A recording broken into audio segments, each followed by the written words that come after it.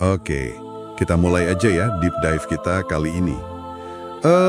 Ada materi renungan harian nih yang kamu share, judulnya Hari 4, Berdiri Teguh Dalam Iman.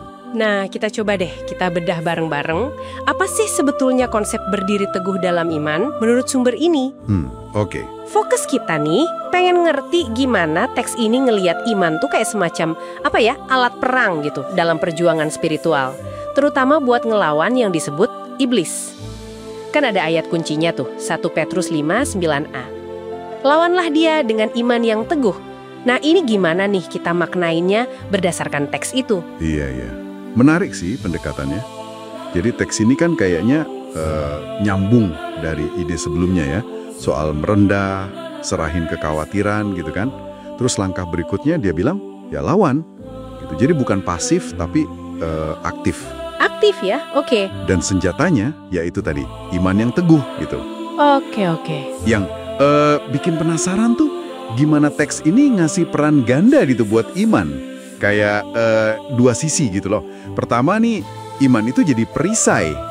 Gitu gambarannya. Perisai ya? Iya, fungsinya nahan serangan. Spesifik disebutnya panah api keraguan dari si iblis. Jadi ya buat bertahan dari pikiran-pikiran ragu, pikiran negatif gitu deh. Oke.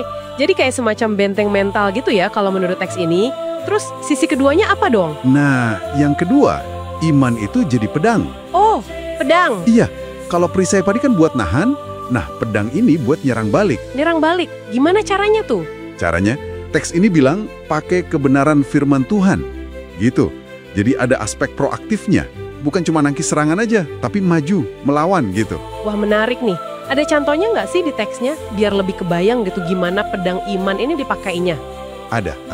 Dan lumayan jelas kok. Jadi teksnya ngasih contoh skenario gini. Kalau ada bisikan atau pikiran misalnya, kamu nggak bakal sanggup gitu kan. Sering tuh kayak gitu. Nah, iman yang kayak pedang ini langsung motong balik. Jawabannya, aku dapat menanggung segala perkara di dalam Dia. Oh, langsung pakai ayat gitu ya? Iya, jadi menurut sumber ini ya, pedang itu dipakai dengan cara kita secara sadar ngelawan pemikiran negatif pakai keyakinan atau ayat spesifik. Itu dianggap kebenarannya gitu. Menarik ya. Jadi iman itu bukan cuma percaya dalam hati aja ya, tapi jadi kayak respons aktif. Jadi alat buat berdialog atau malah berdebat gitu ya sama keraguan atau kebohongan yang diidentifikasi teks itu dari iblis. Betul banget. Jadi cara pandang yang disajiin di sini tuh iman itu ya perkakas aktif. Kamu secara sadar gunain itu buat matain narasi negatif tentang diri sendiri atau situasi.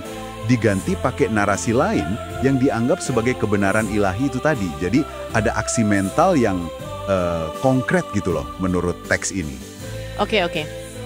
Jadi kalau kita coba tarik benang merahnya nih ya, dari deep dive singkat kita soal teks renungan ini, intinya iman itu dilihat bukan sekedar keyakinan pasif, tapi alat yang aktif banget. Gitu kan? Iya, aktif dan punya dua fungsi utama kalau kata teks ini. Jadi perisai buat nahan ragu, sama jadi pedang buat nyerang balik pakai firman Tuhan. Iya, persis. Dan ini ngasih kita satu ide lagi nih buat direnungkan lebih lanjut. Sebenarnya nyambung banget sama teksnya loh. Kan di situ pembaca diajak mikir kebohongan spesifik apa sih yang mau dilawan hari itu. Nah, coba kita tarik dikit idenya. Gimana tuh? Gimana ya konsep melawan kebohongan ini yang mungkin datang dari luar atau malah dari dalam diri kamu sendiri dengan kebenaran iman versi kamu? Gimana itu bisa diterapin atau dipahami dalam konteks tantangan sehari-hari atau mungkin keyakinan-keyakinan yang selama ini ngebatasin kamu? Menarik tuh buat dipikirin. Iya kan? Nah, itu bisa jadi bahan refleksi pribadi buat kamu coba renungkan lebih dalam lagi.